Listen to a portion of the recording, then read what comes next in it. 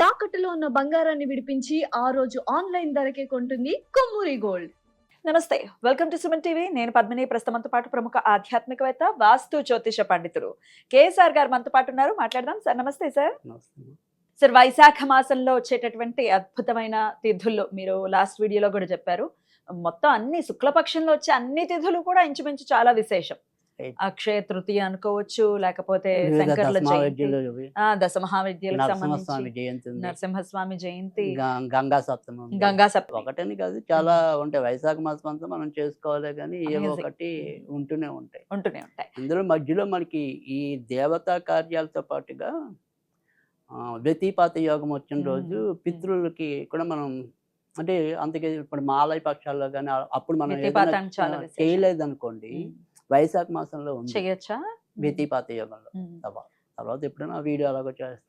తప్పకుండా వ్యతిపాత యోగానికి ఉన్న పవర్ గురించి ఒకసారి మాట్లాడుకుందాం. ఎక్కువ ఉంటుంది వ్యతిపాత తెలుసుకోవాలి ఇది ఖచ్చితంగా. Right sir. అయితే ఏకాదశి చాలా చాలా విశేషవంతమైనటువంటి ఏకాదశి, వైశాఖ శుక్లపక్ష మోహిని ఏకాదశి.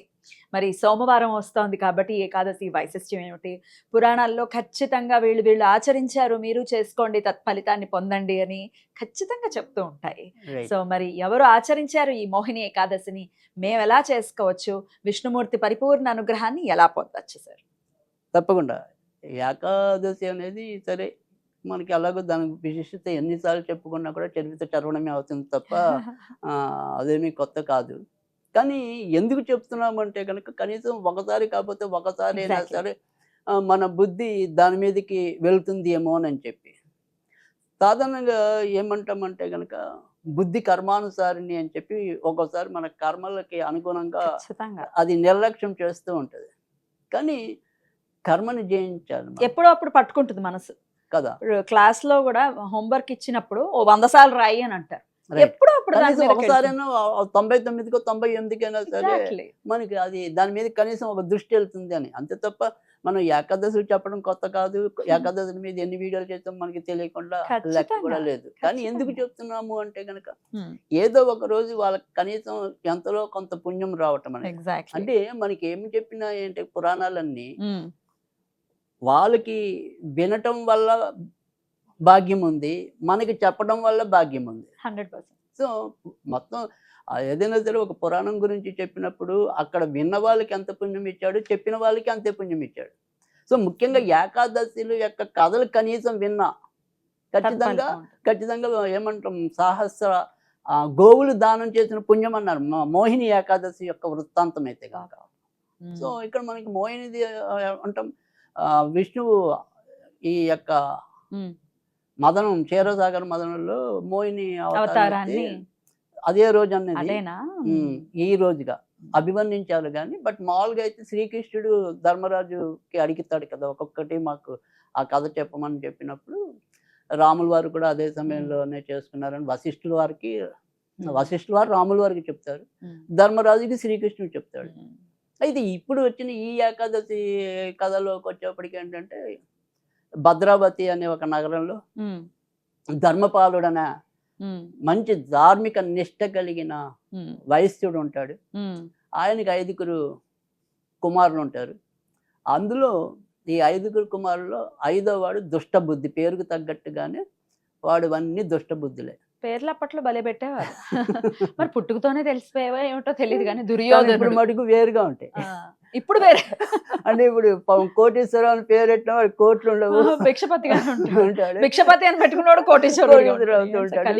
ఇప్పుడు కొద్దిగా వ్యతిరేకం ఉంటాడు, కలియుగం సార్. ఆనందరావు అంటాం కానీ ఎప్పుడు వాడు విచారంగానే ఉంటాడు. అవును. సో కొద్దిగా తేడా ఉంటాయి. సరే అందరూ బాగుండాలని మనస్ఫూర్తిగా కోరుకుంటాం కానీ బట్ కాకపోతే ఇక్కడ ఈ కథలోకి వచ్చేప్పటికంటే పేరుకి తగ్గట్టుగానే ఆ దుష్టబుద్ధి ఈ వేశ్యాలోలుడు, వీళ్ళు వయస్సులు అయినప్పటికీ వాడు వేశ్యాలోలుడు. సో అమితంగా రోడ్డు మీద కూడా అందరూ చూస్తుండగానే సరసాలు ఆడుతూ ఉండటం ఇలాంటివన్నీ చేస్తూ ఉంటారు. వాడిని తప్పించుకుని జనాలు అందరూ వెళ్ళిపోతూ ఉంటారు.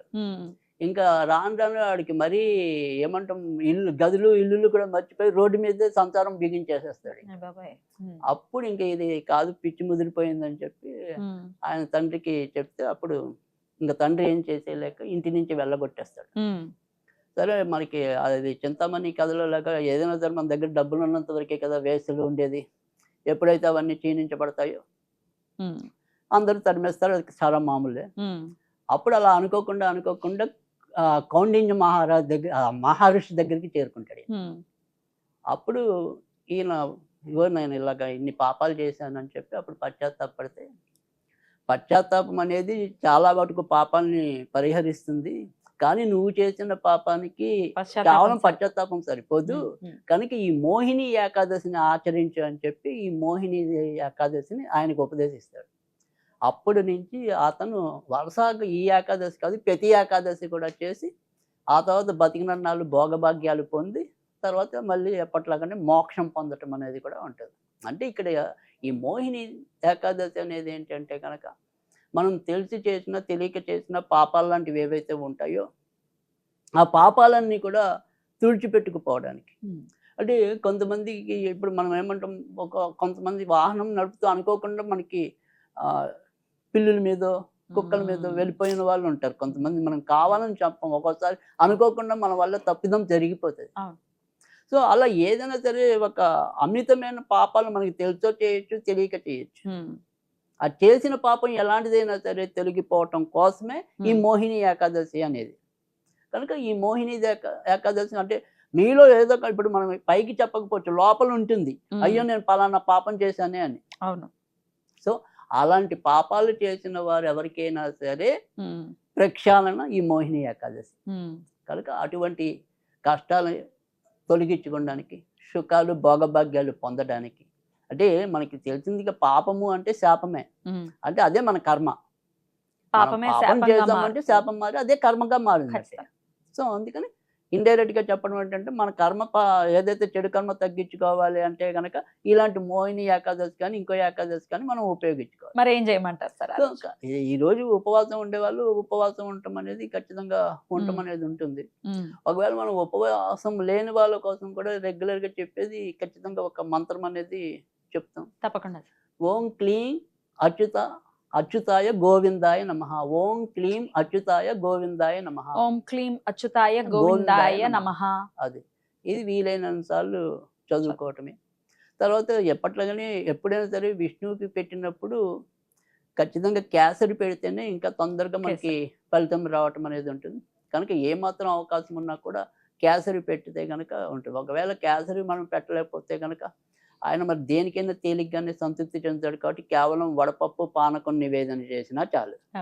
తర్వాత రెండోది వచ్చేప్పటికి ఏంటంటే వైశాఖ మాసంలో ఈ ఏకాదశి ఏదైతే ఉంటుందో చాలా విశిష్టమైనది. అవకాశం ఉన్న ఎవరైనా సరే ఈ రోజు సత్యనారాయణ వ్రతం చేసుకుంటే కనుక అమితమైన పుణ్యం లభిస్తుంది, పుణ్య ఫలితం ఉంటుంది. సో అవకాశం ఉన్న వాళ్ళు ఖచ్చితంగా సత్యనారాయణ స్వామి వ్రతం అయితే కనుక చేసుకోండి, అది కూడా చాలా చక్కటి ఫలితం ఇస్తుంది. సామూహికంగా కూడా చేస్తారు గుళ్ళల్లో కూడా, అలా కూడా చేసుకున్నప్పుడు అందులో వైశాఖ మాసంలో వచ్చేది, మాఘ మాసంలో వచ్చేది, కార్తీక మాసంలో వచ్చేవి ఇవి వదలకూడదు. సాధ్యమైనంత వరకు ఏ మాత్రం అవకాశం ఉన్నా కూడా చేసుకోవచ్చు.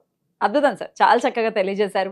ఖచ్చితంగా మోహిని ఏకాదశి వ్యామోహాల నుంచి బయటపడేయడానికి కూడా మోహిని ఏకాదశి ఉపయోగపడుతుంది. ఆ అవతరణకి అంటే వస్తుంది కదా, భాగవతంలో వస్తుంది మోహిని అవతారణం, అవతారానికి సంబంధించిన ఉపాఖ్యానం. అది కూడా ఒకసారి వింటే మనం ఎటువంటి వ్యామోహాల బారిన పడకుండా ఉండాలి అనేది చెప్పకనే చెప్తుంది ఖచ్చితంగా.